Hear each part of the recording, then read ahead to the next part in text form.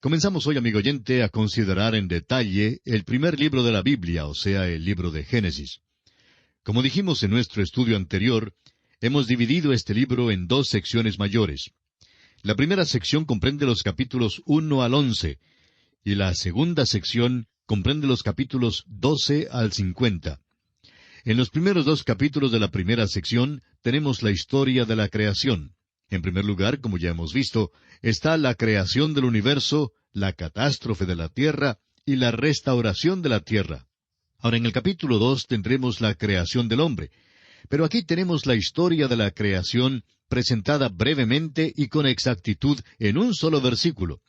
Es el versículo 1 del capítulo 1 de Génesis, donde leemos: «En el principio creó Dios los cielos y la tierra». Con toda franqueza, amigo oyente, esta es una de las declaraciones más profundas que se haya expresado. Creemos que eso es todo lo que tenemos de la creación misma, con la excepción del relato de la creación del hombre y de los animales, que se hace más adelante en este mismo libro de Génesis. Pero esta es la narración de la creación, y admitimos que realmente es muy breve.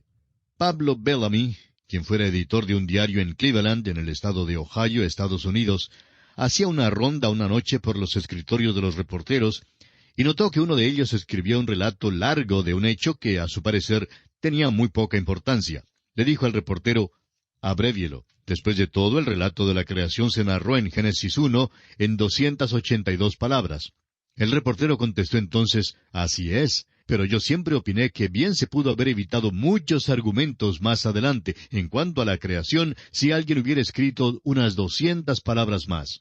Amigo oyente, es interesante notar que Dios verdaderamente nos ha dado una edición abreviada de la creación. Surge entonces la pregunta: ¿qué tenía Él en mente cuando nos dio esta sección en particular? ¿Cuál era el propósito del autor aquí? ¿Fue su propósito enseñar geología?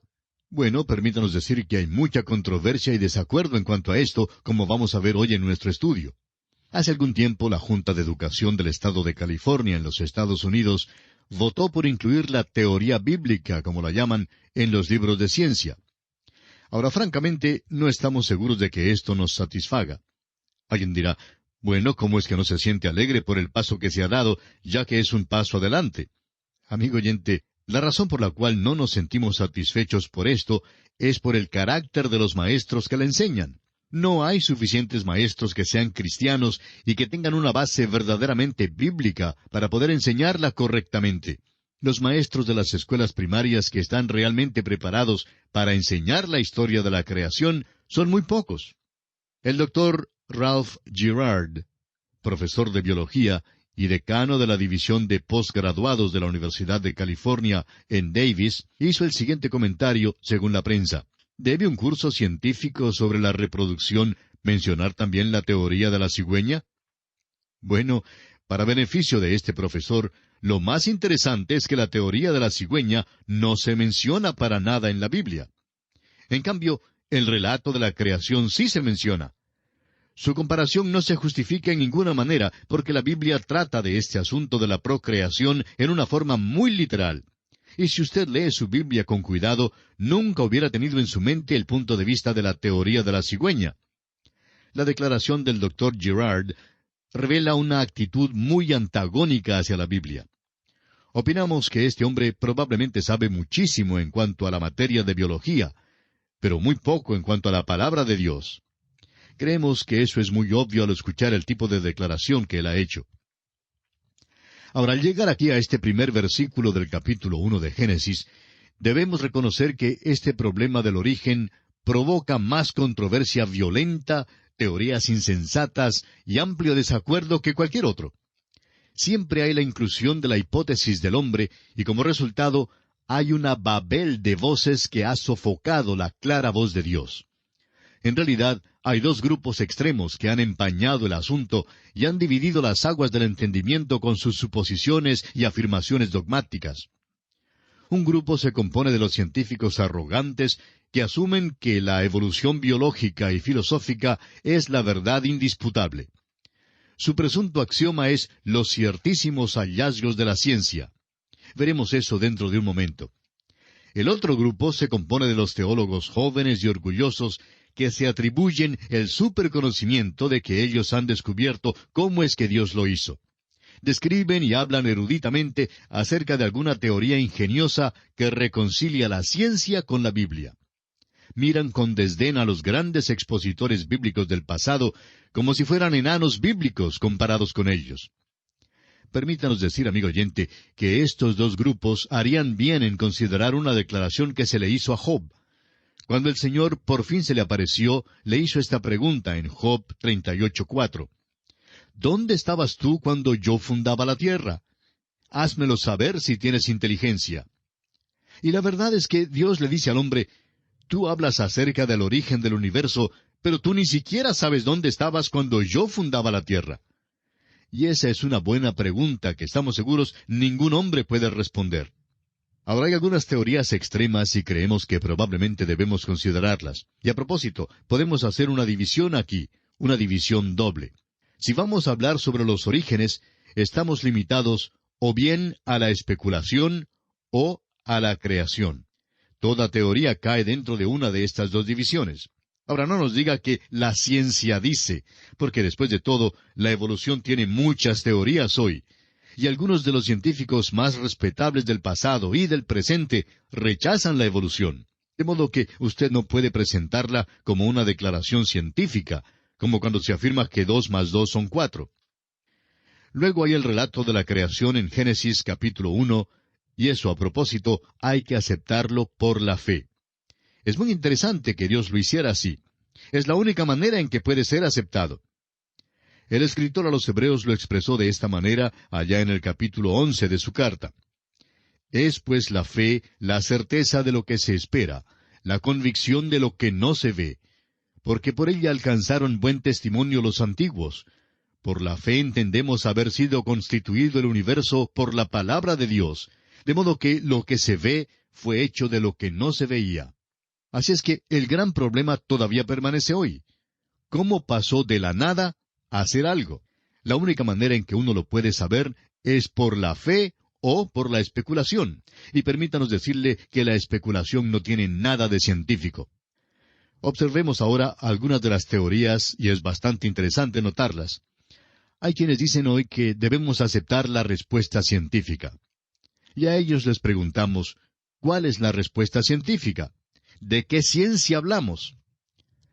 En el año 1806, el profesor Lyell dijo que el Instituto francés enumeró no menos de 80 teorías geológicas que eran hostiles a las Escrituras, pero que ninguna de esas teorías se afirmaban hoy en día. Y eso es muy interesante. A muchos nos enseñaron unas teorías en las escuelas, las cuales ni siquiera se enseñan hoy en día.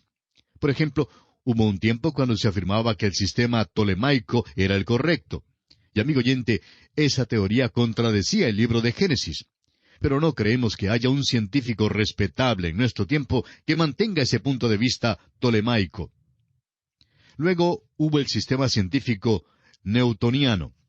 Por años los científicos del mundo sostenían ese punto de vista y decían que contradecía la Biblia, y así era.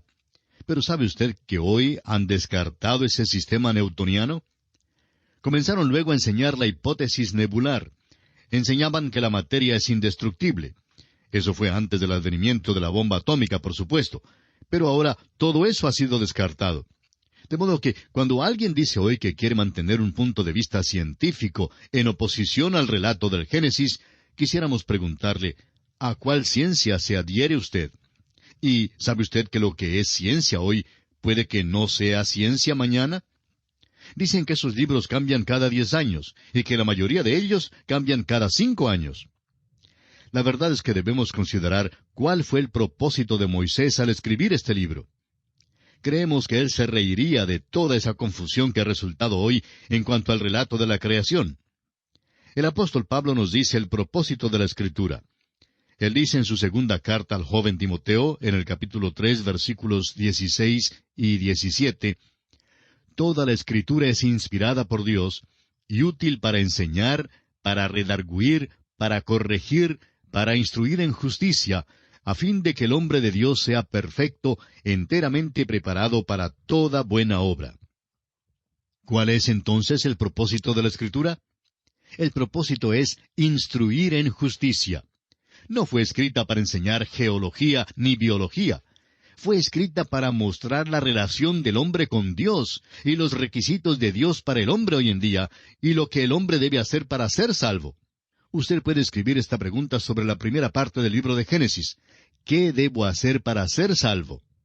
Suponga, amigo oyente, que Dios hubiera dado una declaración científica de la creación. ¿Cuántas personas de la época de Moisés podrían haberla entendido? ¿Cuántas personas, aún en nuestro tiempo, podrían entenderla? Usted debe recordar que la Biblia no fue escrita para profesores doctos, sino para la gente sencilla de todas las épocas, en todas partes. Sin embargo, siempre ha atraído a los hombres inteligentes, y queremos decir a los hombres verdaderamente inteligentes. De modo que no está expresada en esa clase de lenguaje. Si hubiera sido escrita en el lenguaje científico de la época de Moisés, ciertamente la habrían rechazado. Los hombres han salido con varias soluciones con respecto al origen del universo. Una de ellas es que es una ilusión. Bueno, esa declaración está ciertamente en oposición a los hechos, ¿no le parece? Sin embargo, hay muchos que la afirman. Luego hay quienes dicen que el universo se originó espontáneamente de la nada. Bueno, eso es lo que dice la Biblia en cierta manera, pero hay que recordar que fue porque Dios habló, Dios lo creó. La tercera versión es que no tuvo origen, sino que ha existido eternamente. La cuarta versión es que el universo fue creado. Permítanos ahora compartir con usted algunas de estas teorías que los hombres han desarrollado a través de la historia del mundo. El doctor Harlow Shapley, quien fue director del Observatorio de Harvard, dijo, «Todavía estamos sumidos en una ignorancia abismal en cuanto al mundo en que vivimos. Hemos avanzado muy poco con relación a la total extensión conjeturable del conocimiento que está más allá del nivel de la sabiduría adquirida por animales de una larga experiencia racial. Es cierto que no tememos más los extraños chillidos en la oscuridad, ni somos supersticiosos en cuanto a los muertos. En muchas ocasiones somos valerosamente racionales. Sin embargo, no sabemos hasta qué punto lo desconocido supera a lo conocido». Amigo oyente, sin duda alguna, esta es una tremenda declaración. Y el doctor Lawrence C. Isley, de la Universidad de Pensilvania, dijo, «No sabemos más en cuanto a la materia y cómo se produce que lo que sabemos de las cosas espirituales. Por eso creo que es imprudente decir en nuestro presente estado de conocimiento que el uno excluye el otro. El universo parece existir como una serie de niveles emergentes, ninguno de los cuales es como el nivel anterior. Que el hombre y lo demás de la vida han evolucionado es innegable, pero lo que está debajo de esas manifestaciones exteriores no lo sabemos». Y añade el doctor Isley, «Yo quisiera poder contestar su pregunta, pero el cubrir mi ignorancia con palabras grandes no sería provechoso ni para usted ni para mí». Veamos también algunas declaraciones tomadas de la prensa. Allá por el año 1961, un diario publicó un artículo en el cual decía que el hombre estaba a punto de descubrir el misterio del origen del mundo. Sin embargo, no han escrito nada nuevo sobre el asunto desde aquel entonces. El biólogo Edwin Conklin, hablando sobre la evolución, declaró, «La probabilidad de que la vida se originara por accidente se compara con la probabilidad de que el diccionario completo se originara por una explosión en una imprenta». Eso es algo que no suena tan científico, procediendo de un científico destacado. En realidad, hay 3 teorías acerca del universo que ha propuesto la astronomía. Y es muy interesante observar esas teorías. Una se conoce como la teoría del estado continuo. Otra es la teoría de la detonación grande. Y la otra es la teoría de la oscilación.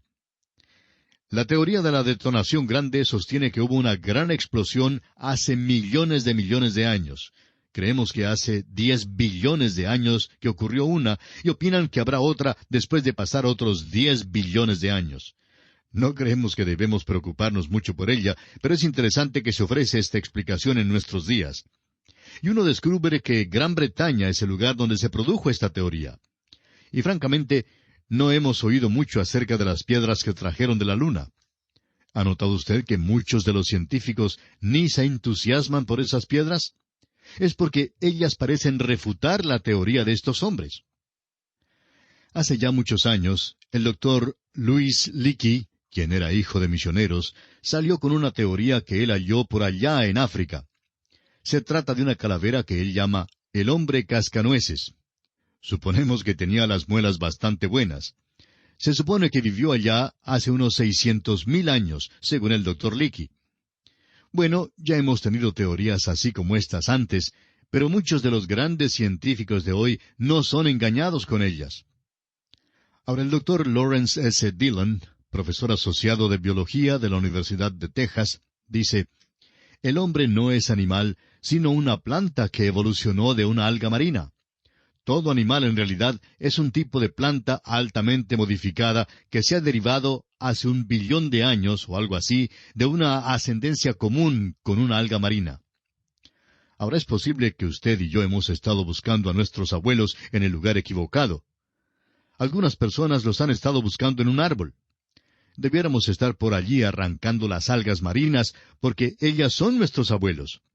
Amigo oyente, esto se vuelve verdaderamente ridículo cuando uno lo pone al lado de algunas otras cosas. Los dogmas de la ciencia pueden llegar a ser hasta una tontería absoluta. Según el doctor J. V. N. Talmage, cuando en las excavaciones arqueológicas se encontraba objetos prehistóricos culturales, se acostumbraba a arreglarlos de tal manera que aquellos objetos más rústicos siempre fueran datados o fechados más antiguos que aquellos de un tiempo más reciente, sin dar importancia al lugar donde fueran hallados. Sin embargo, ha sido desconcertante el hecho de que a veces han encontrado una civilización avanzada debajo de lo que parecía ser una civilización prehistórica. Hay tantas otras teorías así que se ofrecen hoy en día en cuanto al principio de la Tierra. El doctor Klaus Mantel, de Alemania, dijo, «No veo razón para que la raza humana se vea más relacionada con monos que con canarios o canguros». Tal vez esa es la dirección que debamos seguir en busca de nuestros antepasados. Ahora, como usted sabe, amigo oyente, ni siquiera los evolucionistas se ponen de acuerdo. La teoría evolucionista se divide en muchos aspectos y puntos de vista. Nunca ha sido probada como la verdad. Es una lástima que cuando uno llega al nivel de los falsos científicos, y estamos pensando en los maestros que hoy enseñan ciencia en las escuelas, que no pueden presentar un criterio justo porque les fue ofrecido solo un punto de vista en la universidad. El doctor G. A. Kercott, del Departamento de Fisiología y Bioquímica en la Universidad de Southampton, en Inglaterra, ha escrito el libro que lleva el título «Las implicaciones de la evolución». Y él declara, «Hay una teoría que declara que es posible observar que muchos animales vivientes pasan por cambios durante el curso del tiempo, y por tanto se puede formar nuevas especies. Esta se puede llamar una teoría especial de la evolución, y es posible probarla en ciertos casos por experimentos. En cambio, hay la teoría que propone que toda forma viviente en el mundo ha procedido de una sola causa, la cual salió de una forma inorgánica.